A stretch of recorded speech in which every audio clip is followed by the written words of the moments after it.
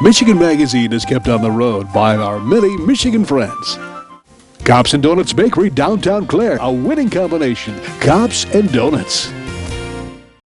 Hingeman Acres, Canoe Livery and Resort on M33 just north of Mayo, catering to the outdoor enthusiasts. Cabins, canoes, kayaks, rafts, and more.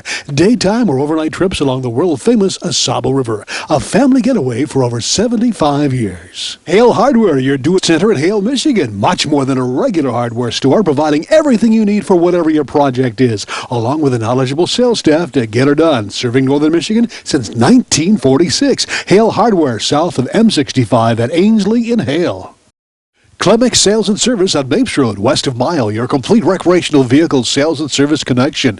Visit their beautiful showroom of new and pre-owned ATVs, lawnmowers, power equipment, snowmobiles, utility vehicles, and more. Clemick Sales and Service is also the home of the American-made Victory motorcycle line on display at Clemick's on Mapes Road, Mayo.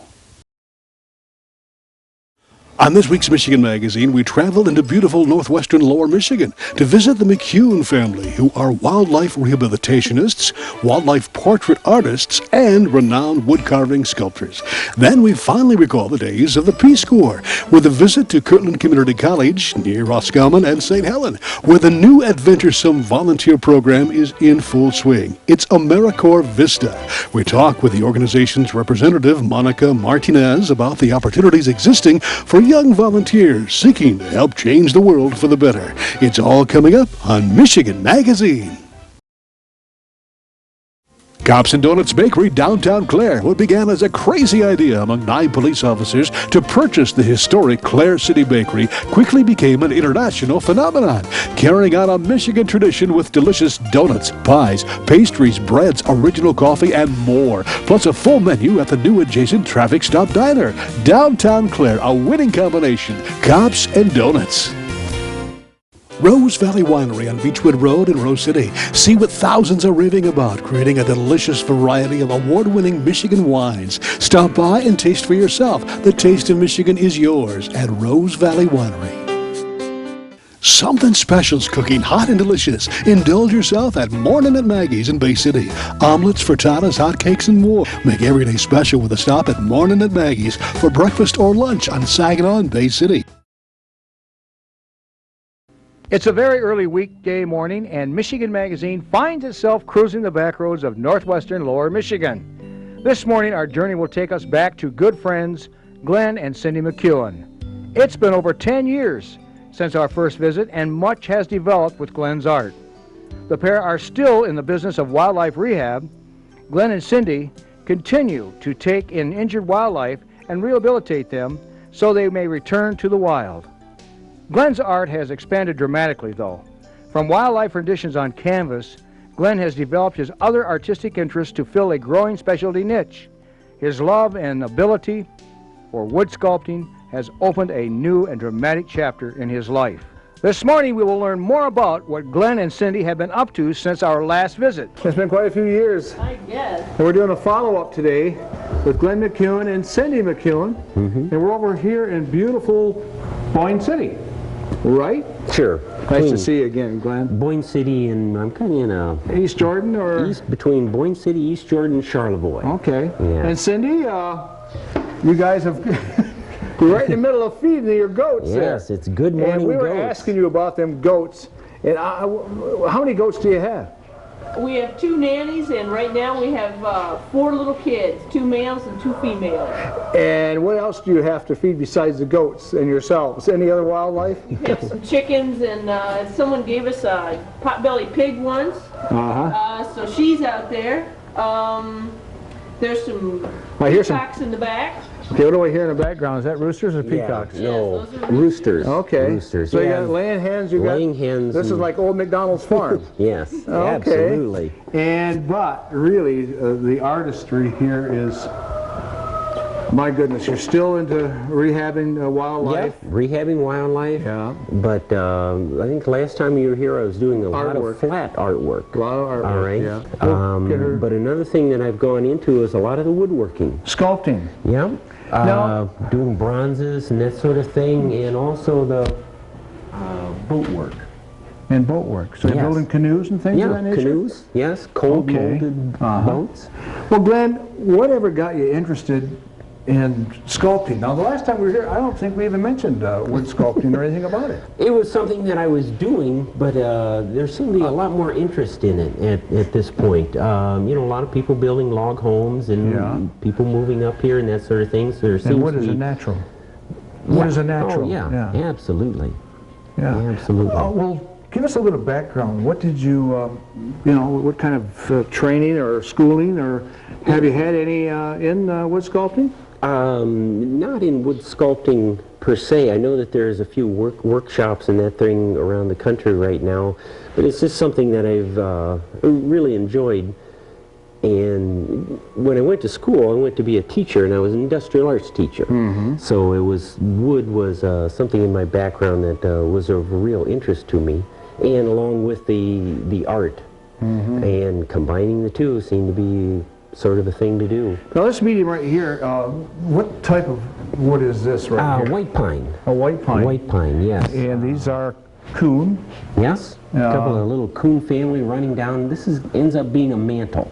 Mantle for Big Buck Brewery, who is putting up a new restaurant brewery in Lansing, Michigan. And this one is headed to that facility. So do you do all their wood sculpting exclusively, or? I usually do accent pieces within the building. You know, they contract their main building out, and then I'll come and do accent pieces like a mantle. I do some doors for them. A lot of times I design the decorative part of their bar. Yeah, accent wood carvings. Also, I paint their beer labels too. If you ever see Big Buck Beer, that's one of my paintings. All right. You've come a long way, Glenn, since the last time we talked. I think it was before the earth cooled, Dell. It was early 90s, I believe. Yeah. This is a preliminary, actually the sculpture, it's going to be a bear, obviously, and it's going to turn into a bronze eventually. That's going to be down into their restaurant area. One part of it is this mother bear that's standing up, and the other part is cubs. This is another part of my woodworking. We developed these beds. Looks like a bed? Okay. Yeah. Let me move this back out of the way. This is the foot, of course, and the rails that go in. This is a queen-size bed.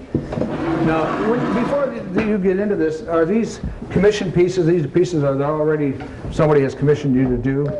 Yes. In most cases, the pieces are commissioned and really sold before we even start. Occasionally, we'll make a bed ahead. There's quite a bit of interest in these bear beds, you know, with the sleeping bear or something. So this is almost like a teddy bear type romance type thing with it. So either you're really feeling safe at night because you're sleeping under this bear, or you're terrified.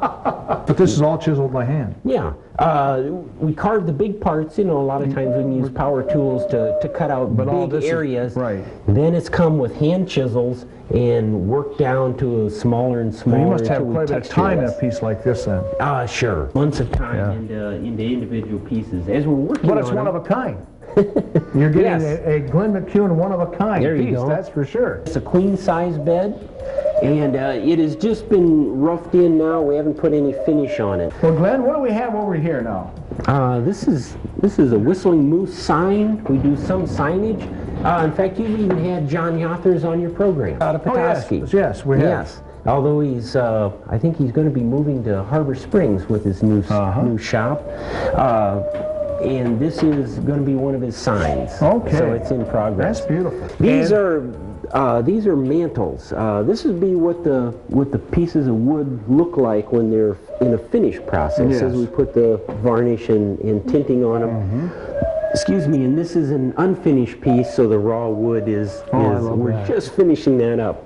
It ends up to some friends of mine, Bill and Teresa Saputo, down the road here, and they wanted this over their doorway. So it's not part of the mantle, it's actually part of their doorway. That's going to be beautiful when that's finished. Yes. And you use natural stains, natural colors? Actually, I use my art pigments to highlight it. You know, a lot of times when you first carve wood, it sort of looks like a new penny that you've just done. So I try to antique it down just a little bit to give it a little more feel. Yeah, give it kind of a lived-in look. Right. The wood would age naturally, but it does take a lot of years. You're still painting? Yeah, absolutely. Okay. Still working. You haven't on given the that painting. up, for sure. There you go. And now, you got over here some more a lot of times, wildlife, right? A lot of loons times, and ducks and fish. People don't necessarily want a full door carved. These go in also down to Bill and Teresa Saputo into their upstairs. They have 4 bedrooms, but their doors are in already. So these are appliqued onto the doors to separate the 4 bedrooms out. Boy. So whoever likes the moose, they got the moose. There if you they go, like the moose loon, door. why? If somebody's a big or a largemouth, a largemouth bass? yeah, that's a largemouth. All right. Yeah. And then here we have a totem pole of some sort. Yeah, these A Native American type thing, or is this from the Alaska type area? Okay, northwest. Okay. The hiatus. This is made out of pine too? Yeah, that is. Both of those are white pine going to a couple in Greenville that I think it goes in their basement, and it's actually supporting members. They had to be a particular height, so they would be beams or posts to support a main beam down in their lower level. And they're going about 8 feet apart. They both go to the same place. Interesting, this tree is over 150 years old. Wow. Started growing in, even before the Lincoln administration. My gosh. But when it got to be about the 1900s, it was still only about 9 inches around. So the tree was missed during the big logging era. My and goodness. just happened to be growing with a lot of company and everything. Because normally a tree 150 years old would be a lot older than, or larger size than what this is, but it had a lot of company. As in the case in many of our journeys, there just isn't enough time to adequately share with you the treasures we discover. That's the case in our return trip to the McCunes of Northwest Lower Michigan. We'll continue on a future edition of Michigan Magazine, our visit with Glen and Cindy, and another new addition to the family, one of 2 daughters, Rainy Rivers McCune. Then we'll learn more about Glen's boat building and other unique projects the family has taken on since our last visit. Join us then. Michigan Magazine is being brought to you in part by the Michigan-made rebounding mailbox pole. Never again worry about the winter snowplow taking out your mailbox with this ingenious rebounding pole. Your mailbox takes a hit and keeps coming back year after year. Call now or visit their website, toughmailboxes.com. Your northern experience is never complete without a stop at the historic Ma Dieters of Luzerne. Enjoy the ambiance inside or outside on the huge patio area. Order from the complete menu with entrees served hot, fresh, and good. Come experience Ma Dieters in the heart of God's country, Luzerne, Michigan. Experience the beauty, artistry, and taste of northern Michigan. Come to Amish Country Natural Products on Mount Tom Road, north of Mile, just off M33. From arts and crafts to fresh foods and vegetables, all natural, all local, all good. Stop by and get acquainted with Amish Country Natural Products, 1454 North Mount Tom Road, Mile. Well, in this edition of Michigan Magazine, we're on the beautiful campus of Kirtland Community College, not far from Roscommon, West Branch, St. Helen. Beautiful summer day, and we have got a great program we'll be talking about today with Monica Martinez. She is involved with the AmeriVista program. Monica, it's a pleasure to see you, and thank you very much for taking time. Thank you very much. It's nice to be here. Let's talk a little bit about the program. What is this? I know a little bit about the Peace Corps. It's kind of similar to that, but tell us what the program is all about. AmeriVista. VISTA stands for Volunteer in Service to America, and what it is, it's a national service program. And so we work with Homeland Security, we work with community development, family building, things of that nature, just here within the United States. So similar to the Peace Corps, it's a service program, but unlike it, it's domestic, and we actually work in the United States. Okay. Well, what is this group that just got back from Guatemala? What's that all about? I just recently led some students down to Guatemala. It was the first ever international service learning trip. With Nick Holton, the service learning coordinator. He was the in-group leader, and we took 17 participants down to Guatemala for an immersion experience. Oh, there you go. What is this emergency experience? Tell us a little bit about that. What's that involved? We met with different organizations, fair trade organizations. We met with the Ministry of Economics. We heard from a Widows Project, and we just heard about their organizations and then got to serve their organizations. So we went to Santa Anita, which is a small community in Guatemala, which most people probably haven't even heard of or would have the chance to go to, and they're an organic coffee farm. And so we got to hear about how they got started, what their mission is, things like that, and then we actually got to go out into the farm and work with the beans and work with the soil and move the trees and everything. Oh my, so how many were involved from this area here? Yep, everybody. Everybody? All 17 were involved. 17, okay. Yep, and of that, there were 9 students, and then the rest were faculty and staff. Oh, wonderful. So, what an experience. Now, this is something that is a first for the organization to go down there? Correct. Okay. The Global Awareness takes students over to China, Okay. I believe every now and then, but it's never been a consistent thing. And so we wanted to start something that's very consistent. We say that Kirtland is all about cultural experiences and things like that, and in the past we've focused on bringing culture to Kirtland, whereas now we're actually focused on bringing students to the culture and actually creating the students into global ambassadors. Oh my, so I bet you had a lot of people get a better concept of what's going on down there. I mean, it's, did they have any misconceptions, you all? Or? Definitely. I think that from the simplest, I mean, going to the restroom even, they had to throw their toilet paper to the side versus, you know, into the toilet, up to just not knowing how intense the poverty was. But one of the interesting things that I was lucky to hear from the students was that they were comparing Guatemala to the States, which was something that, being in AmeriVista, focusing on national service, I was really excited about, because they see poverty in Guatemala, but they remember that there's poverty here too. I heard them say, you know, in Guatemala City it's like Detroit because, and then they created all of these different analogies between the two. And I just thought that it was a really transformative thing for them to see poverty on the international level, and then to bring it back on the local scene. And utilize that productively in the United States. Correct. Okay. We're really hoping that it gave them a mind for service. Oh, okay. So that's what this is all about, a service. And the Vista organization that you belong to or involved with, how long has that been in existence now? It's been in existence since 1965. Okay. Don't quote me on this next part, but I believe it was incorporated into AmeriCorps in 1993. I got you. Yeah. Okay. Okay. So what type of projects do you do here in the U.S.? Well, my personal program, I'm with Michigan Campus Compact. Okay. And so there are 21 of us Vistas set on different colleges and universities, and we're all recent college graduates just ready to change the world. Okay. All right. And I'm here at Kirtland. There are some at Delta College, some at University of Michigan Dearborn, just really all across the state. And what we specifically do is we work with student activities, student services, service learning offices, and really just work on service, getting service and awareness projects on campus. So my specific program, I'm working with River House, Inc., which is a domestic and sexual violence center in Grayling, Michigan. And so I set up different programs, getting them involved on campus, and then also getting our student and faculty members involved over there. Oh, wonderful, wonderful. So what got you interested in all this? I mean, what is your majors that you have? I graduated from Austin College in Texas with a double major in political science and philosophy. Okay, okay. So what was the impetus to get you going in this direction? During college, I did a lot of international travel and international service, and then I did exactly what the students did on this past trip. I came back and I saw that it was the same here. I saw poverty in Nigeria, I saw poverty in China, but I also saw poverty in the backyard, you know, things like that. And so, since poverty existed on the streets here in the States, I felt like before I spread my wings into the international realm, that I should do something about it here too. So I was looking into service programs that were offered in the States, and I found Michigan Campus Compact. There are problems in the States that we should take a closer look at, aren't there? Definitely. Poverty exists here just as much as it does in other countries. It might not be to the extreme levels, and it might be hidden a lot better. I think that one of the main battles that I've been fighting here is that people don't believe that poverty occurs in Roscommon. But you look at the statistics, and it definitely does. It's just that we have a lot of trees. We have a lot of miles between.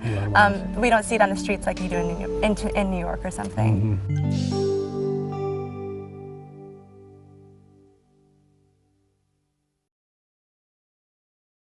Announcing the Michigan Paddle Sports Directory, your one-stop internet connection. At MichiganPaddleSports.com, it's now possible to explore Michigan's extensive waterways like never before.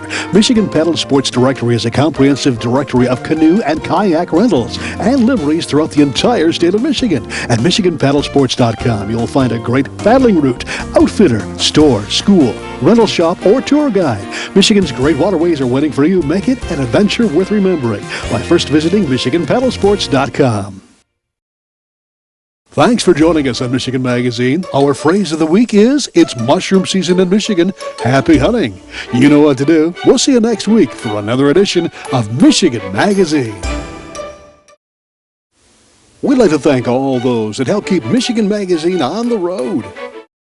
Cops and Donuts Bakery, downtown Clare. A winning combination. Cops and Donuts. Rose City Drug, just south of the Rose City city limits at 2640 North M33, featuring a state-of-the-art, completely automated and extremely accurate computer-filled prescription process. Here at Rose City Drug, we're a family-owned and operated for over 20 years. We offer fast and friendly service, and we always take the extra step to make sure your needs are fulfilled.